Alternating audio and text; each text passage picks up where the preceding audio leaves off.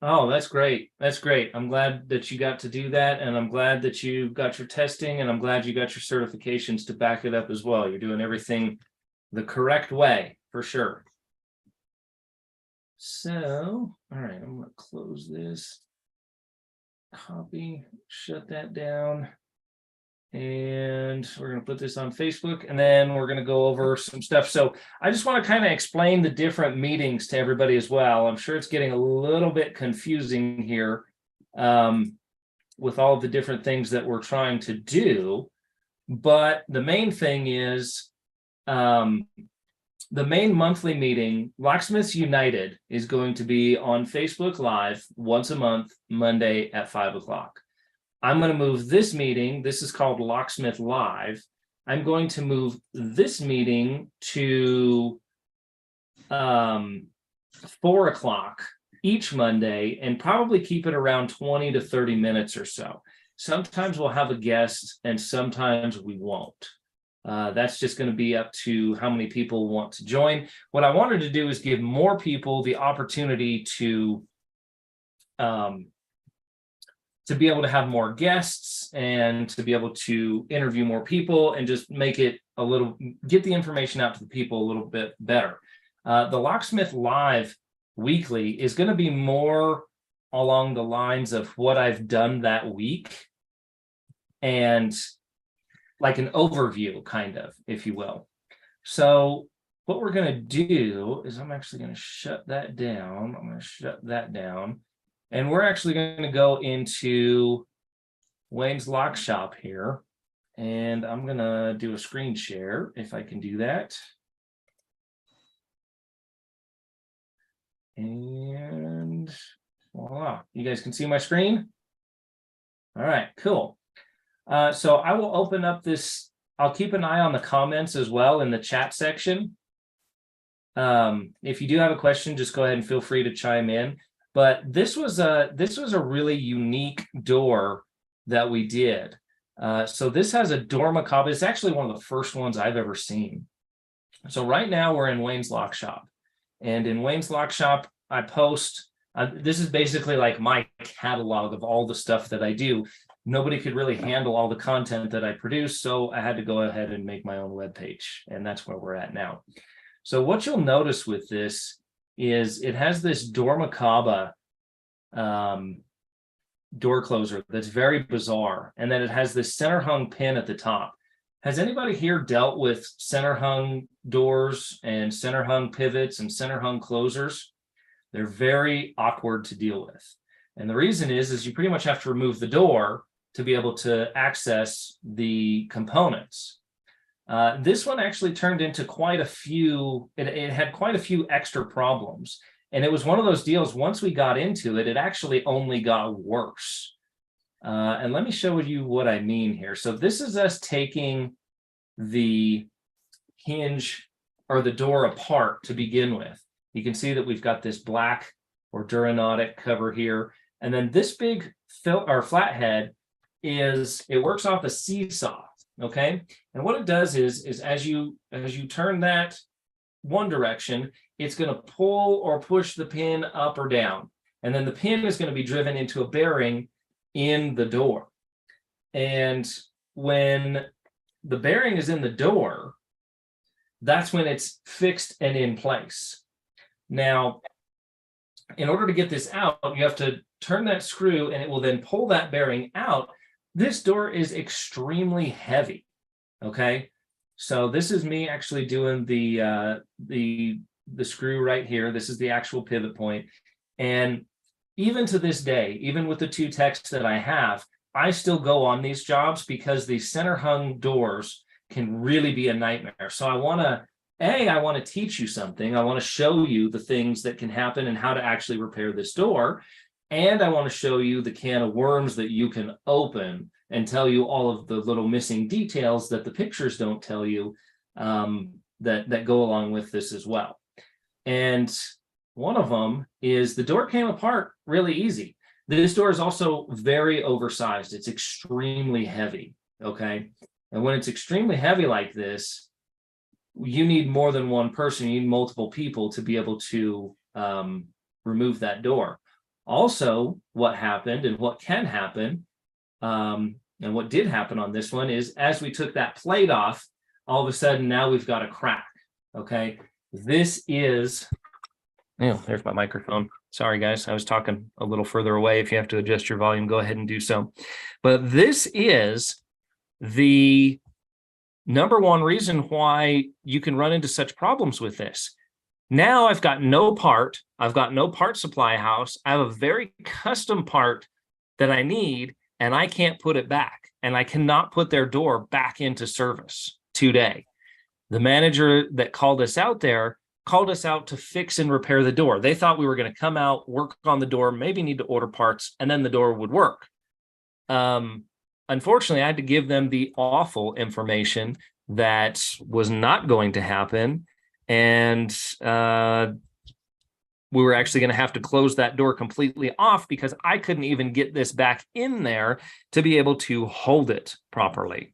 Okay, so that causes some pretty significant problems, and I don't want you to get caught up in the same boat that I got caught up with here.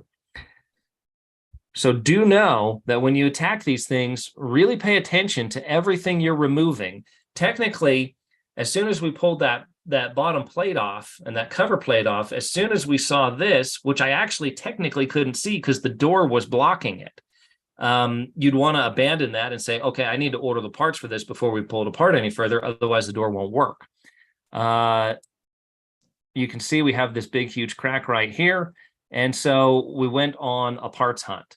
Again, I said I don't have a local supplier, but I do have resources and resourcefulness. Who would carry a part like this? Who would carry a center hung pivot in an area where you wouldn't be able to buy that from a supplier?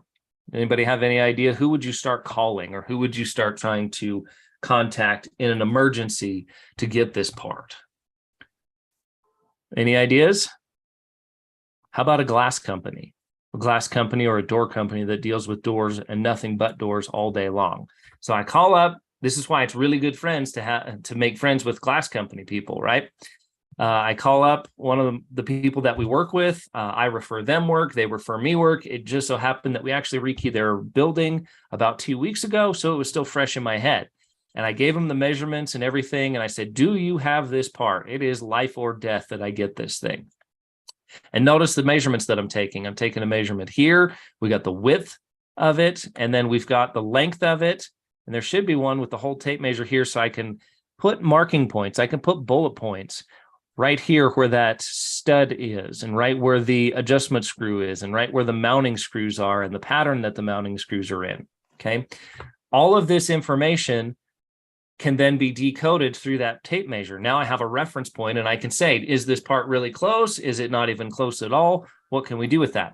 So I sent her the measurements, and she said, you are in luck. I found one at the bottom of one of our barrels of parts, and we actually do have one. So I'm like, great, I'm over the moon. Okay, cool, perfect. This is awesome. This is amazing. I definitely need this part. I will come get it, and then I can fix my person's problem. We still had to secure the door for the time being that day. So what we did is we ended up putting the door back in place. But remember, we can't put the top pivot in anymore. We can't put the top pivot in anymore because of the mounting, and because another portion of this was broke as well that we'll see here later. So we had to set the door back in place, and then I put 2 lag screws in the top of the door. So it's resting on the bottom center hung closer, right? And it's back in its pocket. But what I did was I put that door back up, and then I put 2 giant lag screws in the top that were in the frame that prevented the door from falling back out. So really, you can't open, you can't close, and then we locked that door from the bottom as well. So this is, and you can see how it works. So the screw drives the pin up and down. Pretty simple stuff. It's a simple concept. Finding this actual part is really, really difficult. And I got so lucky to make sure that we actually got one.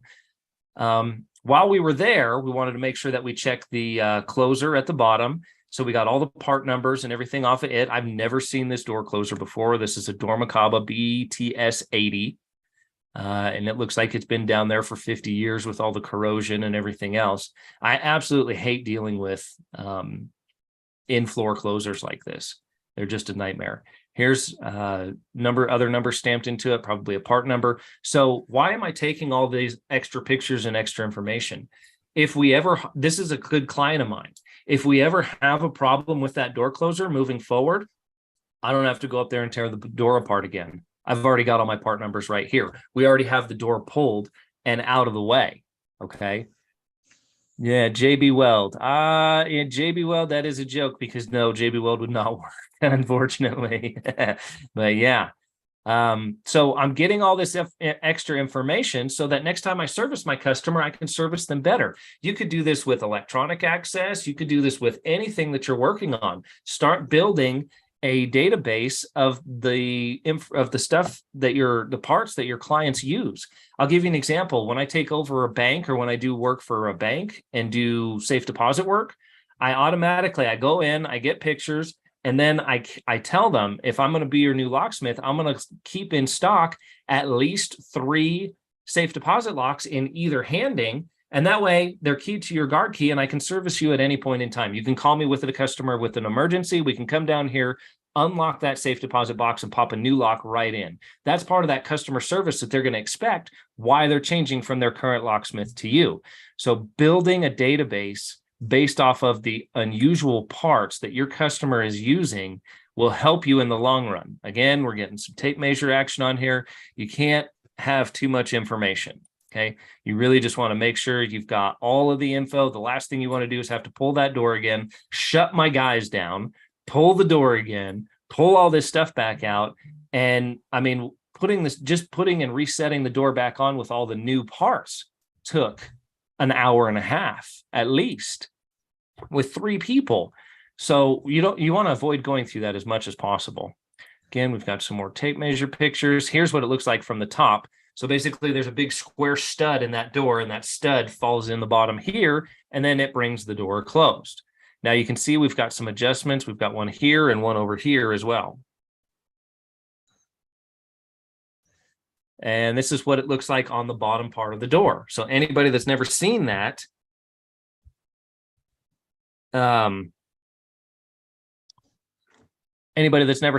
this is what it looks like on the bottom. You've got this square stud and this pin and this little mounting bracket that goes in here.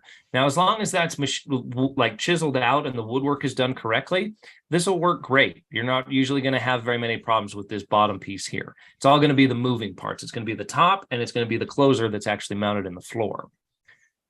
So here's the door macabre. Again, that part number is going to go right with it. It's got other information on here, and I've got clear, detailed photos as to exactly what's going on.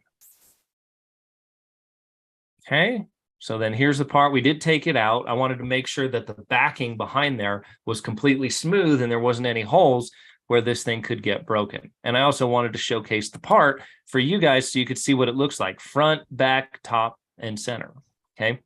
So now we know what this part looks like all the way around. Okay. And this is where that square stud goes in right here. Now for the top, this portion is the top of the door, and the top of the door, that pin actually sits in this bearing. And if you actually look at it, I wonder if I can make that bigger. Nope. If you look at it, there's actually little needle bearings all the way around in here. Okay. So what am I going to do with that? There's bearings. Bearings need what? Bearings need lubrication. So I'm going to give this a little shot of my red and tacky grease or some kind of lubricant in there before we put this all back together. And the other thing that happened is this door basically swelled over the time that it's been installed. The reason that it swelled is because it got wet. It got weatherized. Wood will do this to you. Okay. So what we had to do was take this part out, make sure there was no metal on this side, and actually take a planer, and you can tell this was freshly planed down. I had to take about a 1/16 to an 1/8 of an inch off the top of this door because I couldn't see when I'm trying to adjust the pin and I'm trying to move the door back and forth to try and get the pin to drop into the hole. I couldn't see anything. And if I can't see anything, I can't line it up right. And if I can't line it up right, I may over torque that And then I might break that part. We could strip it out. You could break the Phillips head, or I mean the flathead portion. You could break the pivot, and then you've got major problems.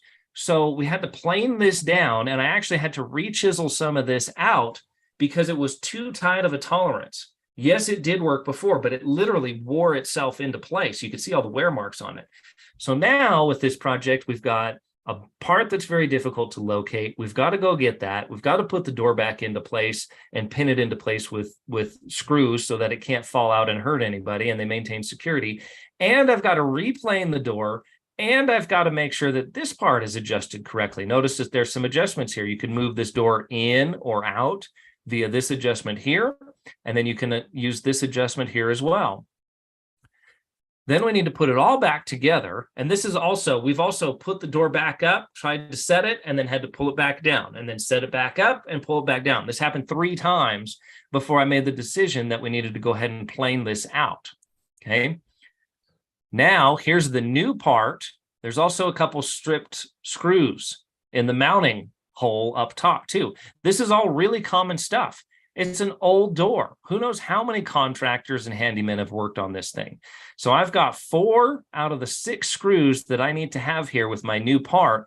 So what did I do for these screws? Well, GKL Products makes great screws that are the next size up, especially for hinges. So specifically for wood and metal, they make screws for wood or metal, then specifically each one. And they will go in there and they'll utilize the existing hole, but they'll create new threads, and it'll fit flush in this taper pattern up here. Because the one thing we had was no room. We can't just throw a bigger screw in here, because if it has a bigger flared head, it's going to stick out the 1/16 of an inch that I just shaved off, and we're going to be right back to square one. The other thing that works really well for these, if you don't have the GKL Products oversized screw kit, which I highly recommend, was the self-tapping screws from a Select Hinge continuous hinge. They worked perfectly. They fit perfectly flush, and they were the next size up. So I always save those screws because they work great for things like this, and it gives it a nice machine thread. Matter of fact, these 2 right here, 1, 2, 3, all of these are those Select Hinge continuous hinge screws. Almost all of these screw holes were stripped out. Look at how many problems, and look at the can of worms that we encountered when we opened this project. Can you imagine not knowing what you're getting into and not knowing how to solve all these problems and having all these problems spring out at you on the job? Pretty crazy stuff. Okay. So hopefully just seeing this class, you're at least going to be able to identify these kinds of things, and you'll know whether or not you're going to have that confidence level to walk into it or not. Or maybe you want to hire a door company that does this all the time and bring them on and say, hey, I've got this project. I'm going to subcontract you out. It's part of the deal. I get to watch you work. Okay, that would be a great way to get some real world education with this kind of stuff. So here we're getting on our way back. We've got our plate mounted as good as we can mount it up in here. We've got our new part in, and it's looking pretty good. Okay, let's see here. How many more of these did I take? Okay. So the moral of the story is we ended up putting the door all back together, and we did end up getting it working. Okay. The door works fine. We were able to make some adjustments on that floor door closer, and everything worked out great from there. So just be aware of some of those different issues that can come out of center hung concealed door closers. Do we have any questions? Open up microphones. Any questions, comments, concerns? For the record, I do not hear or see anybody talking. Okay. All right. And then I'll give you guys one more here. Flush bolts. Okay. How many people have done flush bolts? Flush bolts for storefront aluminum doors? Done Every a lot day. of them? Yes. Okay. So you'll know what we got going on here. So we got a quick little video on that. Some people haven't seen it. Buys you a lifetime of education, and that will be ending very soon. However, I am extending it through the weekend, and we'll probably do something special for Cyber Monday as well. Today, we're going to be covering flush bolts. You can see there are several ways to pull these out. You can pull the bottom one out through the flush bolt hole that is cut into the door like so. It's literally just 2 screws. pull those two screws out, the flush bolt pops out. If you're doing the top one, you can pull it out through the top in most cases. The flush bolt is going to keep one side of a set of double doors stationary and provides a solid frame for the other door to lock into so that the doors can be locked together. Here, I'm replacing the guide, or actually, no, this one was actually already had a metal guide. Kedex also makes a metal guide for these. So if you're looking for a more sturdy metal guide. Did you guys know that? Have you seen the metal? They have metal guides and metal rods that actually replace the plastic ones from Kedex. So if you've got a company that continuously has problems with those plastic pieces breaking, there is a solution for that, and Kedex does make it. Kedex does make those. They will send the plastic guides with the kit in most cases. Now, you can always replace or customize the length of the rod if needed using all thread. That all thread can be cut to custom lengths and be sized appropriately. Also, might need to adjust the floor just a little bit and that hole there to get a perfect fit. All right, so top one is undone. Bottom one, undone. Okay, works. So the door opens. Bottom one locks. Top one locks. All good.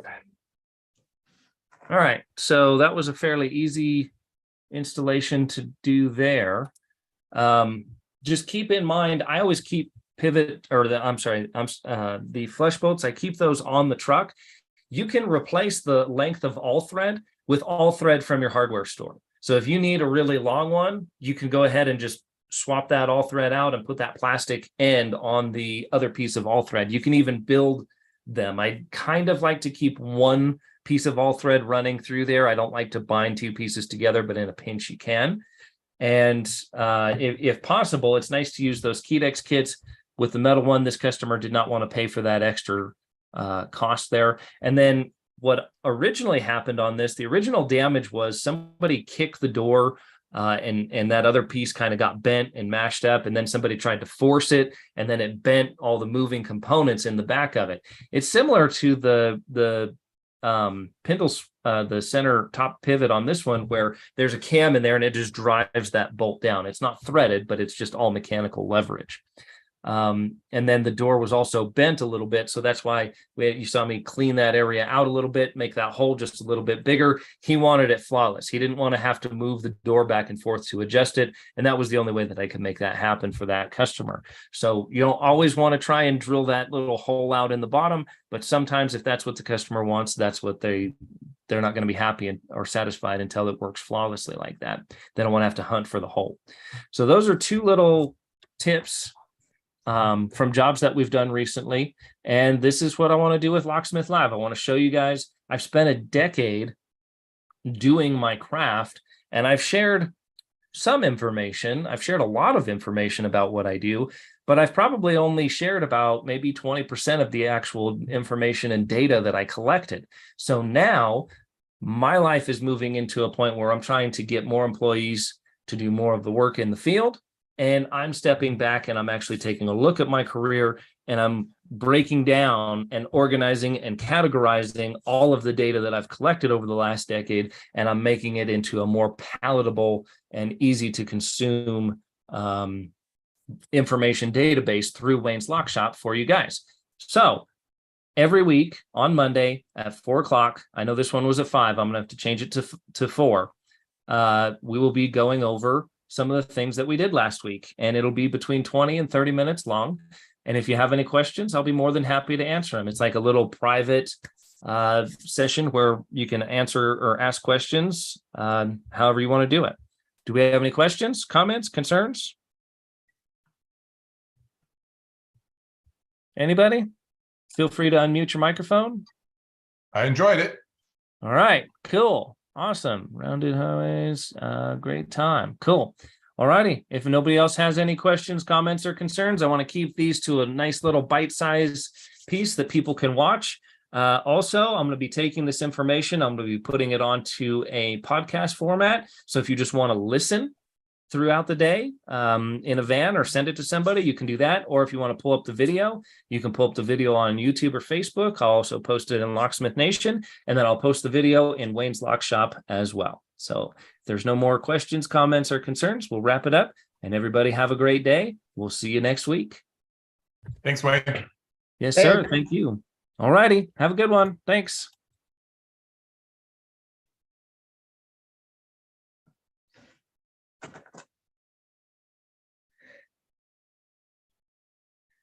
Well, okay.